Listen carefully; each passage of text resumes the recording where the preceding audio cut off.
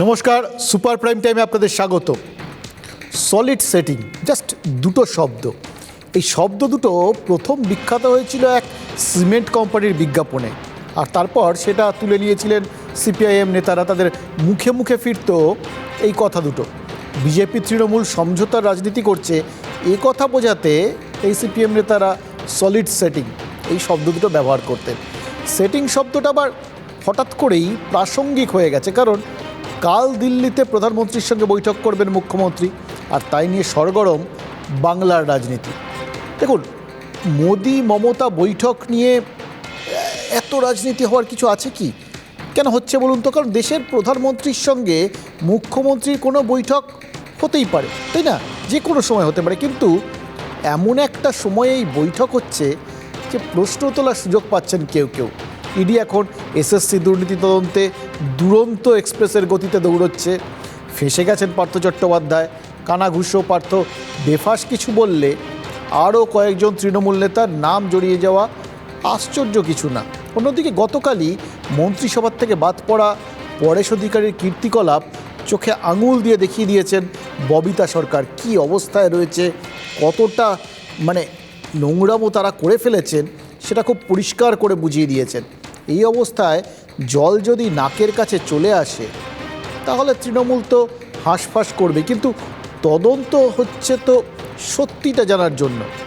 আর সত্যি কি কখনো চাপা থাকে বা চাপা দেওয়া যায়? বামেরা বলছে অবশ্য যায়, ছলে বলে কৌশলে নাকি তদন্তের মোড় ঘুরিয়ে দেওয়া যায়, বা তদন্তটাই একেবারে হিমঘরে পাঠিয়ে দেওয়া যায়। প্রসঙ্গক্রমে তারা টানছেন ওই সারদা নারদা ওই তদন্তগুলোর কথা।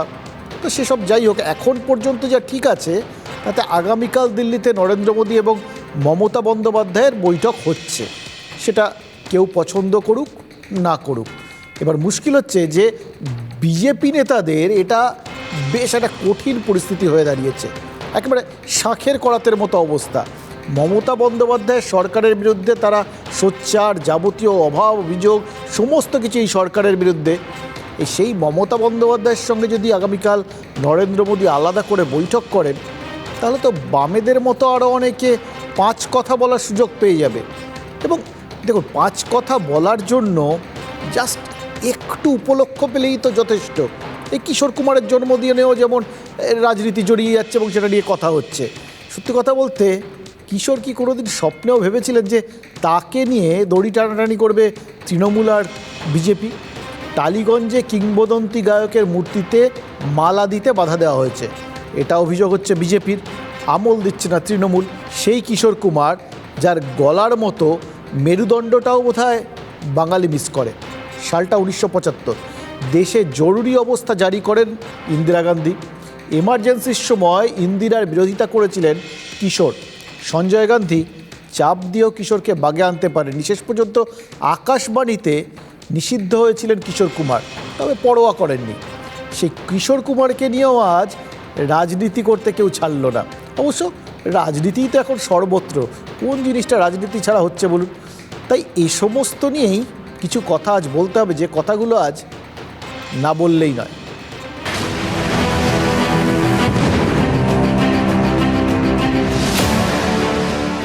মমতা বন্দ্যোপাধ্যায়ের দিল্লি যাওয়ার উদ্দেশ্য নীতি আয়োগের বৈঠক। সেই নীতি আয়োগ যা নিয়ে নরেন্দ্র মোদী সরকারের বিরুদ্ধে বহুবার সুর চড়িয়েছেন মমতা বন্দ্যোপাধ্যায়। কারণ নেতাজি সুভাষচন্দ্র বসুর পরিকল্পনা মাফিক তৈরি হওয়া প্ল্যানিং কমিশন বাতিল করে নীতি আয়োগ তৈরি করেছেন মোদী। মমতা বন্দ্যোপাধ্যায়ের মতে এই অপমান শুধু নেতাজির নয়, সমগ্র বাংলার। সেই অভিযোগেই তো এর আগে বিভিন্ন বৈঠক এড়িয়ে গেছেন মমতা। তো এবার এমন কি হলো যে তিনি নীতি আয়োগের বৈঠকে যোগ দিতে যাচ্ছেন? এই প্রশ্নটাই তুলছে বাম কংগ্রেস।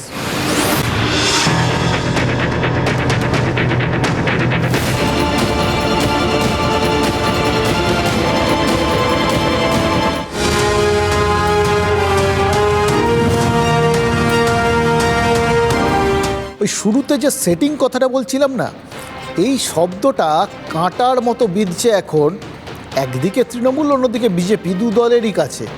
কারণ এই একটা জায়গায় তারা কিন্তু একসঙ্গে অস্বস্তিতে পড়ছে, আর অ্যাটলিস্ট এই ক্ষেত্রে অন্তত কিছু বলতে গিয়ে বেশ নিশ্চিন্তে থাকছেন বাম বা কংগ্রেসের লোকজন। তো দীর্ঘদিন ধরে একটা সময় যেহেতু তৃণমূল এবং বিজেপি তারা হাতে হাত ধরেছিল, এনডিএর শরিক ছিল তৃণমূল, ফলে এই মানে কথাটা শোনার জায়গাটা কিন্তু আছে, সেটা তারা বুঝতে পারছেন এবং এখন তারা এই কথাটা শুনতে চান না, এটাও বাস্তব। ফলে যখন এই কথাগুলো আসছে অস্বস্তি বাড়ছে সুকান্ত মজুমদারদের। আর সেই জন্যেই যে মুহূর্তে এটা জানা গেছিল যে মুখ্যমন্ত্রী দিল্লি গিয়ে তিনি প্রধানমন্ত্রীর সাথে দেখা করবেন, তখনই তারা ঠিক করেছিলেন যে এটা হলে তো তাদের একদম প্রমাদ গোনার মতো অবস্থা হবে। তাই আপত্তি জানিয়ে এসেছিলেন সুকান্ত মজুমদার। দিল্লিতে গিয়ে খোদ অমিত শাহের সঙ্গে দেখা করে এই একই কথা জানিয়ে আসেন শুভেন্দু অধিকারীও। দুজনেরই স্পষ্ট বক্তব্য ছিল এসএসসি কেলেঙ্কারির পর্দাফাশ যেভাবে হচ্ছে, যেভাবে পার্থ চট্টোপাধ্যায় জড়িয়ে গেছেন, তাতে তৃণমূল অস্বস্তিতে পড়েছে এবং সেই সময় বিজেপি কিন্তু রাস্তায় নেমেছে এবং কর্মীরা তারা অনেক দিন পর আবার একটু উজ্জীবিত হয়ে এই তৃণমূলের বিরোধিতা করা শুরু করেছেন। এই সময় যদি আবার মমতা বন্দ্যোপাধ্যায়ের সাথে নরেন্দ্র মোদীর সাক্ষাৎ হয়, তাহলে কিন্তু কর্মীদের মনোবলে চির ধরতে পারে। কিন্তু তাতে শীর্ষ নেতৃত্ব কান দিলেন কই? এসএসসি নিয়োগ দুর্নীতির আঁচে তেতে বাংলা। পার্থকাণ্ডের ড্যামেজ কন্ট্রোলে রদবদল করতে হয়েছে মন্ত্রিসভাতেও। এমন অবস্থায় দিল্লিতে পা রাখলেন মুখ্যমন্ত্রী। ঘোষিত কারণ রবিবার নীতি আয়োগের বৈঠক। তাতে যোগ দিতেই রাজধানীতে বাংলার মুখ্যমন্ত্রী। তবে 4 দিনের সফরে তার ঠাসা কর্মসূচি, যার মধ্যে রাজনৈতিক মহলের নজরে প্রধানমন্ত্রীর সঙ্গে তার বৈঠক। শুক্রবার সংসদে সেন্ট্রাল হলে যাওয়ার সম্ভাবনা মমতার। বিকেল 4:30 মুখ্যমন্ত্রী বৈঠক করবেন প্রধানমন্ত্রীর সঙ্গে। সন্ধ্যে 6:30 রাষ্ট্রপতি দ্রৌপদী মুর্মুর সঙ্গে দেখা করবেন মমতা। রাজ্যের সাম্প্রতিক পরিস্থিতির নিরিখে মোদী মমতা বৈঠক অত্যন্ত তাৎপর্যপূর্ণ বলেই মত রাজনৈতিক মহলের। বলছিলাম না যে বর্তমান পরিস্থিতিটা এই রাজ্য বিজেপির কাছে একদম শাঁখের করাতের মতো। কথাটা যে ভুল বলিনি সেটা বুঝতে পারবেন দিলীপ ঘোষের বক্তব্য শুনে। দিলীপ ঘোষ বিজেপির সর্বভারতীয় সহসভাপতি, প্রাক্তন রাজ্য সভাপতি, তিনি একবার বলছেন যে প্রধানমন্ত্রী মুখ্যমন্ত্রীর বৈঠক আঁতাত হতে যাবে কেন, আবার পরক্ষণেই বলছেন যে দিল্লিতে এই বৈঠকটা হলে বাংলায় কিন্তু একটা ভুল বার্তা যেতে পারে এবং বিজেপি কর্মীদের মনোবল ভেঙে গুড়িয়ে দিতে এই তৃণমূল কিন্তু এই কাণ্ডটা মাঝে মধ্যেই করে থাকে। তো সেই জন্য তিনি চাইছেন কেন্দ্রীয় নেতৃত্ব একটু সতর্ক হোক। দিলীপের এই দুরকম কথা কি তাদের দলের অবস্থানটাই ব্যাখ্যা করছে? দিল্লি এবং বাংলা দুই জায়গায় বিজেপি কি দুই নৌকোয় পা রাখছে? আতাতের প্রশ্ন আসছে কেন? মুখ্যমন্ত্রী প্রধানমন্ত্রী দেখা করতে পারেন না? ওনার মন্ত্রী আসতেন না, সেটা অন্য জিনিস। কিন্তু যে পরিস্থিতিতে মমতা ব্যানার্জি আসছেন, বিশেষ করে দৌড়ে আসছেন, এতদিন থাকবেন এখানে, আর বাংলায় যা চলছে, সেই জন্য আমাদের বক্তব্য তিনি একটা মেসেজ দিচ্ছেন জনগণকে যে আমি ঠিকঠাক করে নিচ্ছি, সব বাঁচিয়ে নিচ্ছি। কেন্দ্র সরকার এটা বোঝা উচিত না। আমরা এটাও সাবধান করতে চাই যে মমতা ব্যানার্জি প্রত্যেকবার এই সুযোগটা নেন, এখানে এসে সেটিং করার একটা রাস্তা দেখান যে আমি ঠিক করে নিয়েছি, আর ওখানে আমাদের উপরে আক্রমণ অত্যাচার করা হয়, দুর্নীতির দিনকে দিন বেড়েই চলেছে, এতে যেন কেন্দ্র সরকার সহায়ক না হয়। দেখুন, এই যে পরিস্থিতির কথা বললেন দিলীপ ঘোষ, এটাই কিন্তু আসল এবং ওটাই শাঁখের করাত। কিন্তু এই পরিস্থিতিটা কি? পরিস্থিতিটা খুব পরিষ্কার। একটা জায়গা দাঁড়িয়েছে গোটা বিষয়টা যে কেন্দ্রীয় সরকার তাদের কথায় এই এজেন্সিগুলো কাজ করছে, এই ব্যাখ্যানটা প্রথম তৃণমূলই দিয়েছিল। এবার এই জিনিসটা আরও বড় করে দাঁড়িয়েছে যখন পার্থ চট্টোপাধ্যায় জড়িয়ে গেছেন। পার্থ চট্টোপাধ্যায়কে তৃণমূল দল থেকে তাড়িয়ে দিয়েছে, তা আপাতত নির্বাসিত, সাসপেন্ড করেছে এবং দূরত্ব তৈরি করেছে, এই অবধি তো ঠিক আছে। কিন্তু পাশাপাশি তাদের ভয় যে এইটাকে কেন্দ্র করে তাদের দলের সঙ্গে তারা যতই ওই যেটা বললাম মন্ত্রিত্ব থেকে সরিয়ে দেওয়া হোক, যতই দল থেকে সরিয়ে দেওয়া হোক, এটার আঁচ কি তাদের দলের গায়ে লাগবে না? এবং এইটা যদি পরবর্তী ক্ষেত্রে আরও এগোয় তখন কি হবে? আর এই জায়গাটাই ধরেছে বিরোধীরা। তাদের বক্তব্য যে পার্থ চট্টোপাধ্যায় দিয়ে তো শুরু, এটা যদি ঠিকভাবে চলে তাহলে এই বিভিন্ন রকম দুর্নীতিতে আরও অনেক নেতার নাম হয়তো জড়িয়ে যাবে। সেইটাই ভয় পাচ্ছে তৃণমূল এবং সেই জন্যই মমতা বন্দ্যোপাধ্যায় দিল্লি যাচ্ছেন এবং গিয়ে ওই নরেন্দ্র মোদীর সাথে বৈঠক করবেন। আর বৈঠকের পরেই যে জিনিসটা তারা তুলে ধরছেন ওই সেটিং তত্ত্ব, যে সেটিং তত্ত্বের ব্যাখ্যা দিতে হচ্ছে গিয়ে দিলীপ ঘোষকে। কোথাও পরিস্থিতিটা কীরকম অস্বস্তিকর ভাবুন। একদিকে উড়িয়ে দিতে পারছেন না, কারণ হচ্ছে এই গণতান্ত্রিক কাঠামো সেটা যে সঠিকভাবে চলছে, কেন্দ্র রাজ্য সরকারের যে সম্পর্ক সেটা যে একদম একটা রাষ্ট্রযন্ত্রে যেভাবে চলা উচিত সেভাবেই চলছে, তার মধ্যে কোনো রকম অস্বচ্ছতা নেই, এটা প্রমাণ করার জন্য তাকে বলতে হচ্ছে যে একজন মুখ্যমন্ত্রী গিয়ে প্রধানমন্ত্রীর সঙ্গে দেখা করতেই পারেন, আলাপ আলোচনা করতেই পারেন। আবার পাশাপাশি যেহেতু ওই সেটিং তত্ত্বটার আবার উঠবে এবং সেই অস্বস্তি তাদের ছুঁয়ে যাবে সেটা বুঝতে পারছেন, সেটা বুঝেই তাকে বলতে হচ্ছে যে এটা তৃণমূল করতে চাইছে এবং এটাই করে থাকেন তারা, যে প্রত্যেকবার এই বিষয়টা এমনভাবে তুলে দেন যেন কোথাও তাদের সাথে সেটিং আছে এবং তাহলে বিজেপি তাদের কর্মীদের মনোবল ভেঙে যায়, তারা চাপে পড়ে যায় এবং তাদের ফলে তাদের জন্য যে জনমত তৈরি হয়েছে সেটা ধাক্কা খেয়ে যায়।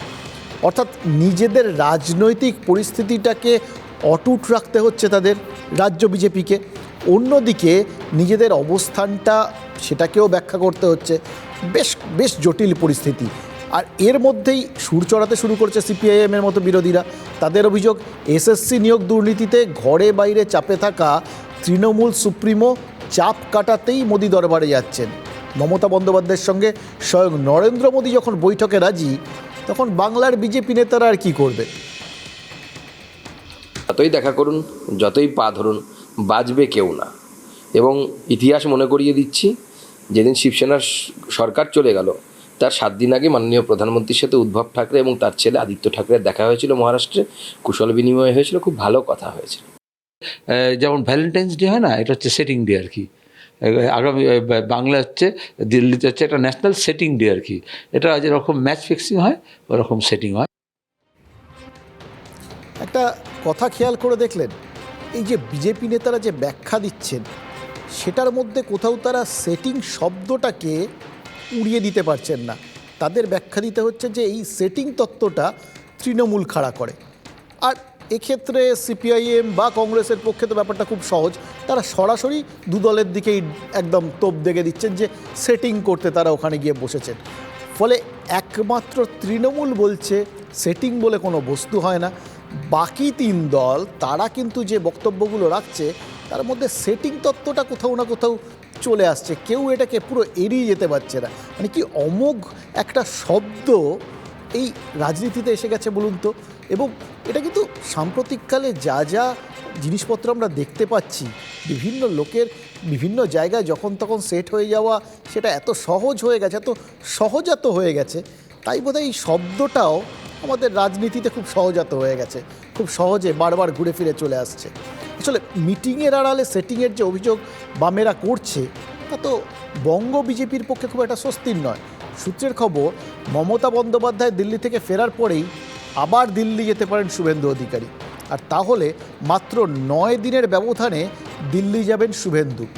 আগামী 11ই আগস্ট দিল্লি কেন যাবেন তিনি? সূত্রের খবর, ওই সময়ই উপরাষ্ট্রপতি পদে শপথ গ্রহণ করতে পারেন জগদীপ ধনকর।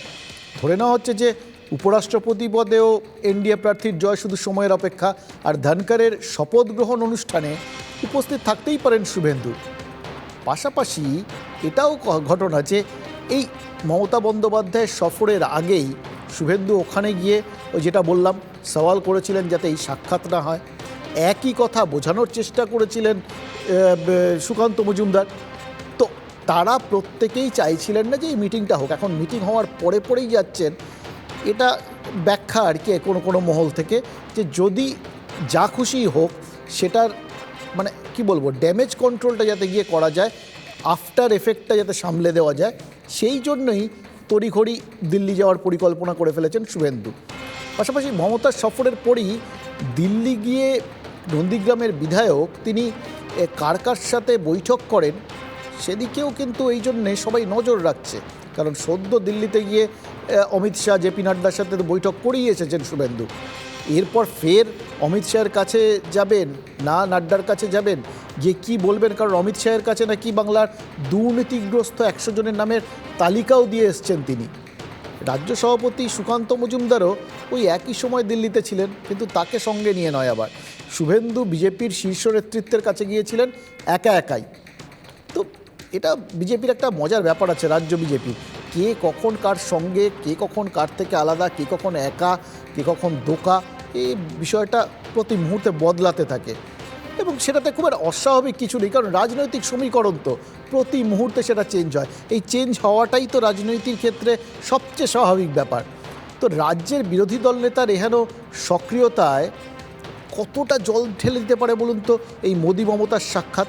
এটা কিন্তু যত এই নেতাদের বক্তব্যগুলো শুনবেন সেটা একটা আন্দাজ আপনারা পেতে থাকবেন। ৭৫,০০০ চাকরির মধ্যে ৫৫,০০০ সেল করে দেওয়া হয়েছে এবং এটাতে একা পার্থ চ্যাটার্জি, অপা মপা এরা যুক্ত শুধু নন, এর সঙ্গে প্রচুর কালেক্টর আছে, আপনি ব্লক ওয়াইজ কালেক্টর আছে, ডিস্ট্রিক্ট ওয়াইজ কালেক্টর আছে। এবং আমি অনারেবল হোম মিনিস্টারকে ১০০ জন টিএমসি লিডারের নাম দিয়েছি, যার মধ্যে এমএলএ আছে, মন্ত্রী আছে এবং ডকুমেন্টও দিয়েছি। সুতরাং এটা পরিষ্কার যে প্রধানমন্ত্রী মুখ্যমন্ত্রীর বৈঠক নিয়ে বিজেপি একটা অস্বস্তিতে রয়েছে। মজাটা হচ্ছে এই একই কারণ সেটা কিন্তু তৃণমূলের পক্ষেও সমান অস্বস্তিকর। সূত্রের খবর সব দিক মাথায় রেখেই এবারে দিল্লি সফরকে একটু নিচুতারে বাঁধতে চান মমতা বন্দ্যোপাধ্যায়। সেই কারণে সুখেন্দু শেখর রায়ের বাড়িতে সাংবাদিকদের মুখোমুখি হওয়ার কথা থাকলেও সেটা বাতিল করা হয়েছে। নৈশভোজের ব্যবস্থা ছিল সাংসদদের সঙ্গে, সেটাও বাতিল করা হয়েছে পরিকল্পনা মাফিক। রবিবার নীতি আয়োগের বৈঠকে তিনি যোগ দেবেন, কিন্তু দেখা করতে পারেন সোনিয়া গান্ধীর সঙ্গেও। এগুলো কিন্তু আবার কখনো রাজনৈতিক, কখনো একটা ব্যক্তিগত স্তরের মোড়ক রাখা হচ্ছে। মমতা যখন দিল্লিতে তখন সেখানে অভিষেক বন্দ্যোপাধ্যায়ও থাকছেন। অভিষেক তৃণমূল সাংসদদের নিয়ে বৈঠক করবেন। সংসদে কোন অস্ত্রে বিজেপি বিরোধিতা করতে হবে সেই টোটকা দেবেন। এই জিনিসটা ইদানিং বারবারই দেখা যাচ্ছে যে একদিকে মমতা বন্দ্যোপাধ্যায় তিনি একটা স্তর অর্থাৎ প্রশাসনিক স্তরে সিদ্ধান্ত নিচ্ছেন, আর দলীয় স্তরে ব্যবস্থা নিচ্ছেন অভিষেক। হালে মন্ত্রিসভার থেকে সংগঠনের রদবদল সব জায়গাতেই অভিষেকের কথাটা কিন্তু বারবার শোনা গেছে এবং তার পদক্ষেপটা আরও জোরালো হয়েছে বলেই মনে হচ্ছে। কাজে ব্যস্ত থাকার জন্য আমাদের মাননীয় মুখ্যমন্ত্রী যেতে পারেন না, সেটাকে নিয়েও তারা প্রতিবাদ করেন, বিরোধিতা করেন। বাংলার বিষয় নিয়ে কথাবার্তা বলতে তো যেতেই হবে প্রধানমন্ত্রীর কাছে, চেয়ারের কাছে, তো সেটা গেলেও তারা বিরোধিতা করে। পশ্চিমবাংলায় সিপিএমের সংকট আছে, পশ্চিমবাংলায় কংগ্রেসের সংকট আছে, পশ্চিমবাংলায় বিজেপির তো সংকট আছেই, আমাদের কোনো সংকট নেই। আর একটা দলের সর্বোচ্চ নেত্রী বা বাংলার মানুষ হলে বাংলার মাননীয় মুখ্যমন্ত্রী শব্দে এই সকল শব্দ ব্যবহার করা যায় না। সুতরাং ওরা অসভ্য, অভব্য, অশিক্ষিত বলেই এই ধরনের কথা বলতে পারেন। রাজনীতিতে এরকম মুহূর্ত কিন্তু খুব বেশি আসে না যখন শাসক এবং বিরোধী, মূল বিরোধী দুই দলকেই একই ইস্যুতে তারা যে অস্বস্তিতে নেই তার ব্যাখ্যা দিতে হয়। তো সেই দিক থেকে দেখতে গেলে এটা একটা নজিরবিহীন পরিস্থিতি। কিন্তু সেই দিকটা রেখে সেই দিকটা ছেড়ে দিল্লি থেকে এবার একটু বাংলার দিকে নজর ফেরানো যাক। গয়নার বাক্স মনে আছে? লেখক শীর্ষেন্দু মুখোপাধ্যায়। শীর্ষেন্দুর গয়নার বাক্স নিয়ে সিনেমা করেছেন অপর্ণা সেন। দুর্দান্ত গল্প, দুর্দান্ত সিনেমা। কিন্তু এই গয়নার বাক্স এখন অতীত। মার্কেটে এসে গেছে অর্পিতার গয়নার বাক্স, যে বাক্স খুলে তাজ্জব হয়ে গেছেন ইডি আধিকারিকরা। বাক্সে কি পাওয়া গেছে জানেন? 9টা সোনার নেকলেস, 4টে হার, 7টা চেন, সঙ্গে 18টা দুল, 5টা আংটি, 11টা চুড়ি, 6টা বালা। গয়নাগাটির এই বিপুল পরিসংখ্যান করে খাজানা যাকে বলে, সেটা বেলঘড়িয়ার ফ্ল্যাটে ওই রকম অগোছালোভাবে দিব্যি রেখে দিয়েছিলেন অর্পিতা। ভাবুন তো, বাড়িতে সাধারণ গৃহস্থ কেউ সোনার গয়না সাহস করে রাখতেই পারে না। 2-4টে যদি বা থাকে সেটা খুব খুব গোপনে লুকিয়ে চুরিয়ে কোথাও না কোথাও রাখা হয়, আর বাকি সব যতটা পারেন ব্যাংকের লকারে ভরে দেন যদি থাকে আর কি। সেখানে অত গয়না, কোটি কোটি টাকা, সেগুলো ওই রকম কীরকম অবহেলায় ছড়িয়ে ফেলে দিয়ে নিশ্চিন্তে ছিলেন অর্পিতা। কিন্তু অর্পিতা মুখোপাধ্যায় বা পার্থ চট্টোপাধ্যায় তারা দুজনেই যে ওই টাকা সোনাদানার মালিক তা তো প্রমাণ করতে হবে। আর মজাটা হচ্ছে দুজনেই বলছেন ওসব তাদের না। এটা যদি এখন কেউ ভেবে নেন যে ওগুলো দুজনেই যখন বলছেন ওসব তাদের না, তার এটা জনগণের টাকা, তাহলে বোধহয় তাদের খুব একটা দোষ দেওয়া যাবে না। কিন্তু মুশকিল হচ্ছে জনগণ এটা ভেবে নিয়ে ওই টাকাটা তো আর ছুঁতে পারবেন না, সেটা এখন সরকারি কোষাগারে রয়েছে। তবে যা মনে হচ্ছে যদি এরকমই দুজনের হাল হয় এবং দুজনেই যদি তাদের এই বক্তব্যে অনড় থাকেন যে ও টাকাটা তাদের নন এবং তারা এর ব্যাখ্যাও না দিতে পারেন, তাহলে ওটা সরকারি কোষাগারেই থেকে যাবে। তো এই জট টাকাটাতেই আজ দুজনকে ম্যারাথন জেরা করেছেন তদন্তকারীরা। একেবারে সামনাসামনি দুজনকে মুখোমুখি বসিয়ে জেরা করা হয়েছে।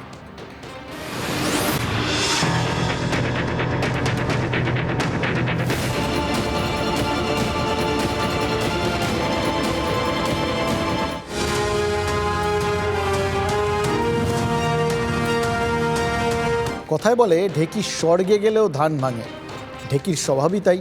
আর পার্থ চট্টোপাধ্যায়ের টাকা নিয়ে শিক্ষক নিয়োগের অভিযোগে তো রাজ্য তোলপাড়। এবার পার্থ চট্টোপাধ্যায়ের বিরুদ্ধে ক্ষোভ উগড়ে দিচ্ছেন তৃণমূলেরই একাংশ।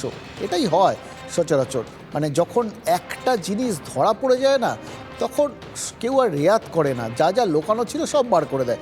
এটা একদম প্রচলিত একটা বিষয় আর কি। এই যেমন মালদার পাকুয়াহাট কলেজে অতিথি অধ্যাপক নিয়োগে নাকি কোটি কোটি টাকার বেশি টাকার লেনদেন হয়েছে।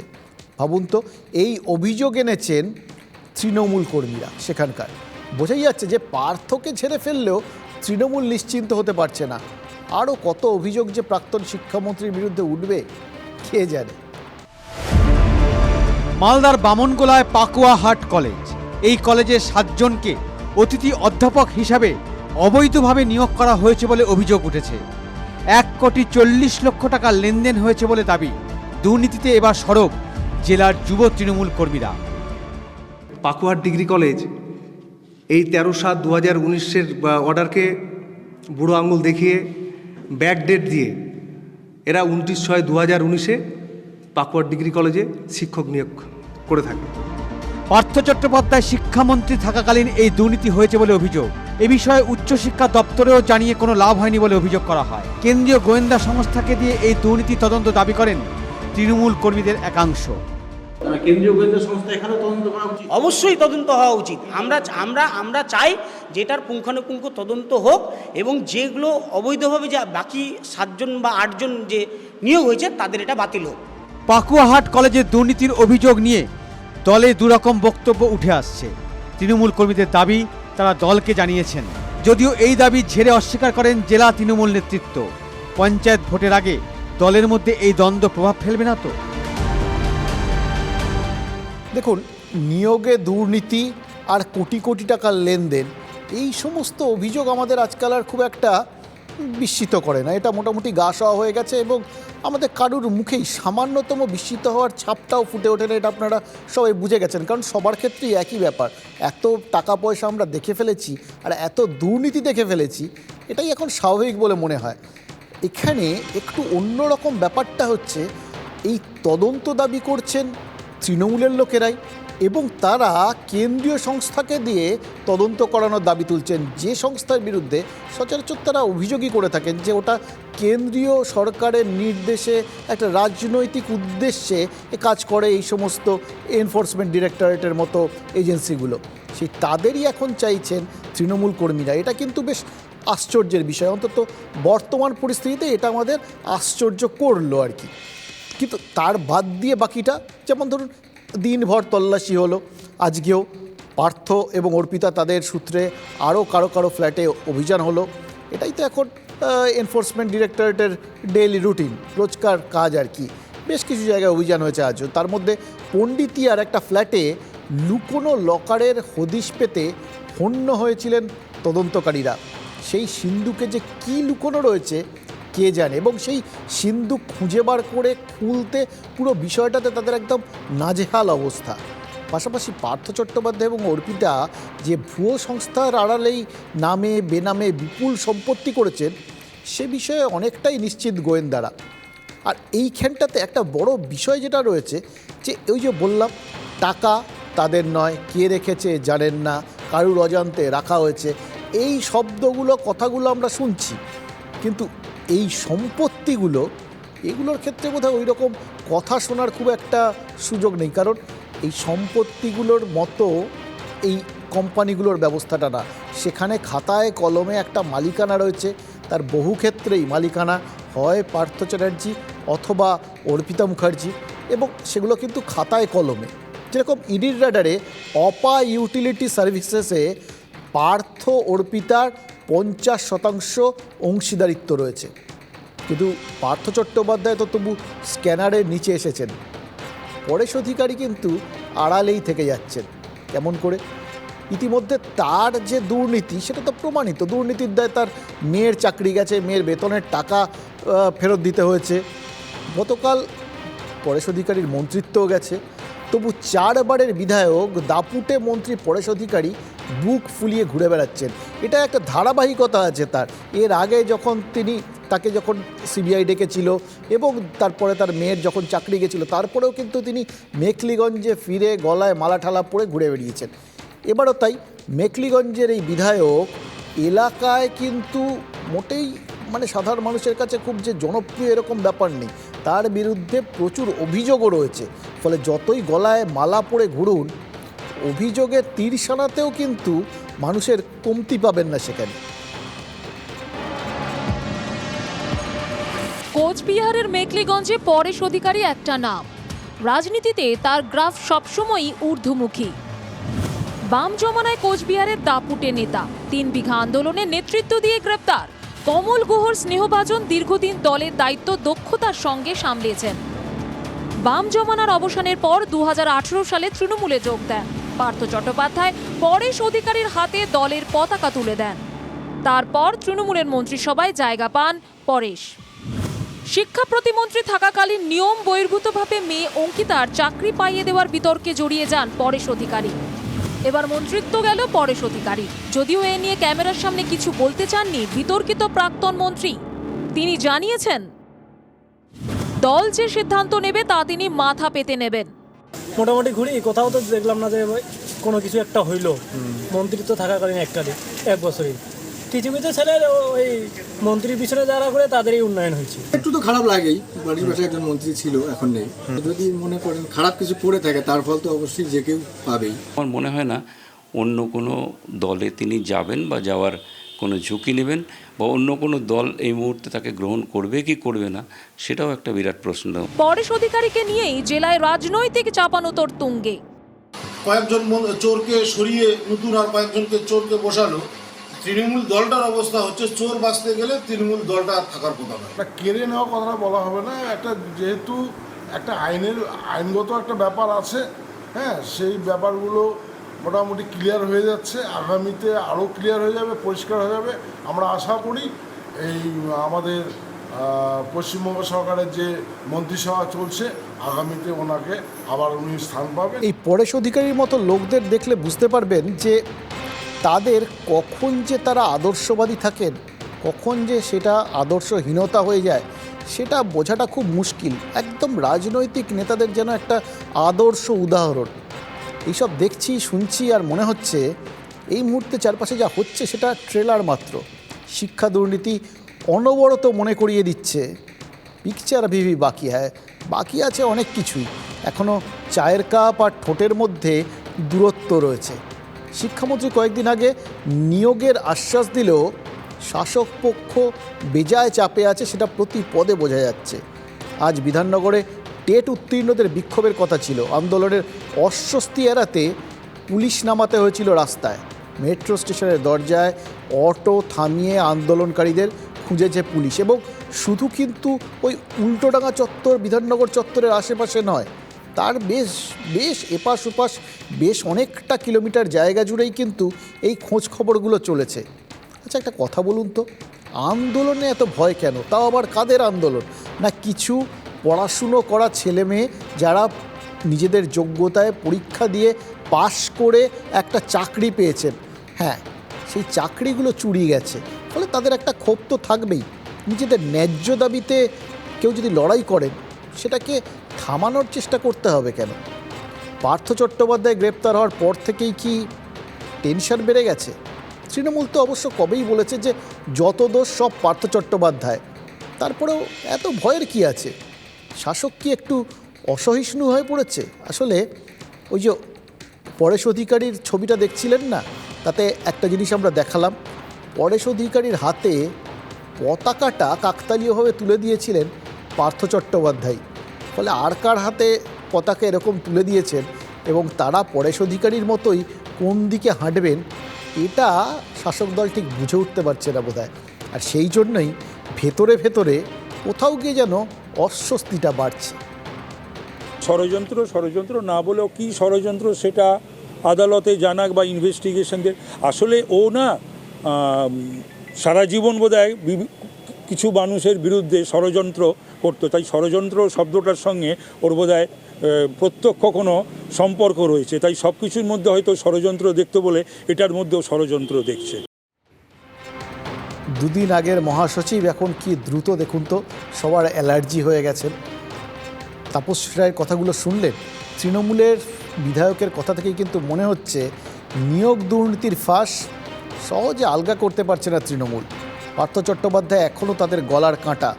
ভাগ্য ভালো এখনও সেভাবে পরেশ অধিকারীর খাতা তদন্তকারীরা খোলেননি, নয়তো কিশোর কুমারের থেকে শুরু করেছিলাম। কিশোরের কথাতেই শেষ করি। শাসক দলের জহুজুর না হওয়ায় প্রায় 2 বছরের জন্য দেশ জুড়ে একেবারে নিষিদ্ধ করে দেওয়া হয়েছিল কিশোর কুমারের গান। তাতেও টলেননি কিশোর, সোজা রেখেছিলেন মেরুদণ্ড। নিয়োগ কেলেঙ্কারির তদন্তের পাশাপাশি বাঙালির সেই খোয়া যাওয়া মেরুদণ্ডটা যদি ইডি সিবিআই খুঁজে দিতে পারে, তাহলে দুর্নীতিগ্রস্ত নেতাদের পার পাওয়াটা এত সহজ হতো না।